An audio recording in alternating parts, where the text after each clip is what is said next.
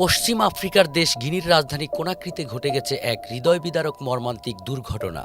ভারী বর্ষণ ও রাতের আধারে ল্যান্ডফিলের বিশাল এক আবর্জনার স্তূপ হঠাৎ ধসে পড়ায় প্রাণ হারিয়েছেন অন্তত ৩০ জন সাধারণ মানুষ। অথচ এর মাত্র এক সপ্তাহ আগেই সরকারের পক্ষ থেকে ঘোষণা দেওয়া হয়েছিল বর্ষাকালে অতিরিক্ত ঝুঁকিপূর্ণ হয়ে ওঠা এই বর্জ্যঘাটটি পুরোপুরি বন্ধ করে দিয়ে সেখান থেকে সমস্ত ময়লা সরিয়ে নেওয়া হবে। কিন্তু যথাযথ ও সময়মতো সেই সিদ্ধান্ত বাস্তবায়নের আগেই নেমে এলো এই ভয়াবহ বিপর্যয়। রোববার রাতের এই আকস্মিক ভূমিধসে ল্যান্ডফিলের আশেপাশে বেশ কিছু অস্থায়ী তাঁবু ও ঝুপড়ি ঘর মুহূর্তের মধ্যে মাটির নিচে চাপা পড়ে যায়। খবর পেয়ে উদ্ধারকারীরা দ্রুত ঘটনাস্থলে ছুটে এলেও ধ্বংসস্তূপের মধ্য থেকে অনেককে আর বাঁচানো সম্ভব হয়নি। চোখের সামনে নিজের আদরের ৫ সন্তানকে একসঙ্গে হারিয়ে এখন বিলাপ করে চলেছেন এক নিঃস্ব ও অসহায়হীন মা। ইতিমধ্যে দুর্ঘটনাস্থল সরজমিন পরিদর্শন করেছেন দেশটির প্রধানমন্ত্রী।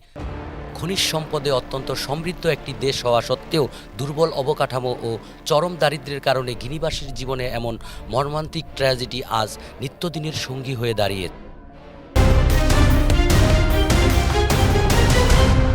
বাংলাদেশ সময় সবার আগে দেশ।